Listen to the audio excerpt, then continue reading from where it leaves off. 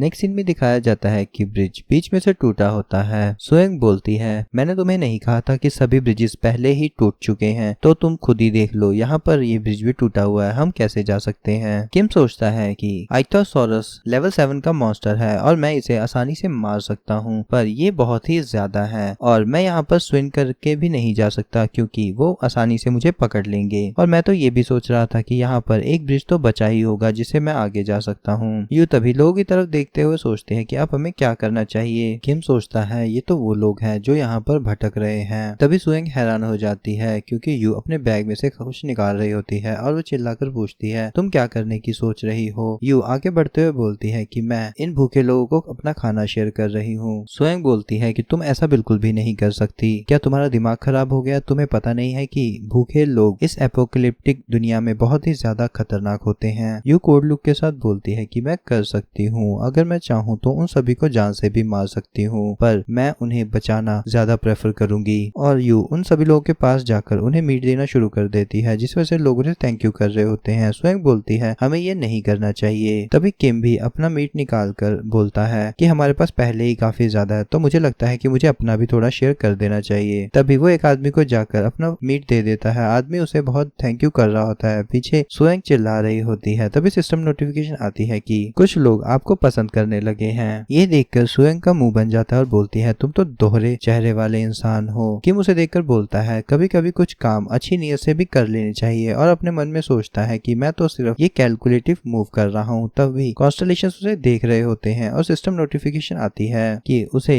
युनशिन नाम के कैरेक्टर के बारे में और पता लगा है और गेंगचेन कैरेक्टर के बारे में भी नॉन इंक्रीज हुआ है और कुछ नए कैरेक्टर भी उसके बुकमार्क में ऐड हुए हैं। तभी सोएंग बोलती है मुझे तो लगा था कि ऐसी औरतें सिर्फ फिक्शंस में ही काम करती हैं। किम भी बोलता है मुझे भी यही लगा था, पर इससे अलावा यू एपोकलिप्टिक दुनिया में होने के बावजूद मुझे तो लगा था कि इसके जैसी फीमेल किसी अदर नॉवल में प्रोटैगनिस्ट भी हो सकती थी। तभी एक बच्ची भागते हुए किम के पास आती है, जिसे देखकर किम हैरान हो जाता है और स्माइल कर रहा होता है। बच्ची झुकते हुए से बोलती है थैंक यू। तभी किम सोचता है ये लड़की के पास तो काफी अच्छे मैनर्स हैं और झुककर लड़की को कुछ बोल रहा होता है, जिसे स्वयं देखते हुए मुंह घुमा लेती है। तभी किम बोलता है तुम्हारे पेरेंट्स कहाँ पर हैं? लड़की बोलती है अब वो यहाँ पर नहीं है। किम पूछता है क्या दोनों? और ये सुनकर किम सोचता है ये छोटी लड़की 5th सिनेरियो तक सरवाइव कर गई है बिना किसी गार्डियंस के, और ये यूजलेस लड़की की तरह बीच में कहीं पर गिरा दी गई है इस ट्रू वे ऑफ सर्वाइवल के अंदर। ये तो बिल्कुल इम्पॉसिबल है। तभी उसकी आंखें बड़ी हो जाती है और वो सोचता है 1 मिनट गिरा दी गई है, और लड़की धीरे से बोलती है गुड बाय, मैं चलती हूँ। किम उसे बोलता है 1 सेकंड रुको, और सोचता है क्या ये सिर्फ मुझे थैंक यू करने के लिए आई थी। और किम को कुछ फील होता है और वो एकदम से मुड़कर देखता है। तभी स्वयं अपना दांत भींच रही होती है। तभी किम बोलता है ठीक है गुड बाय, और लड़की कंफ्यूज होकर उसी को देख रही होती है। तभी स्वयं बोलती है हम यहाँ पर अपना टाइम और फूड वेस्ट कर रहे हैं। तभी सीन चेंज होता है। स्वयं बोलती है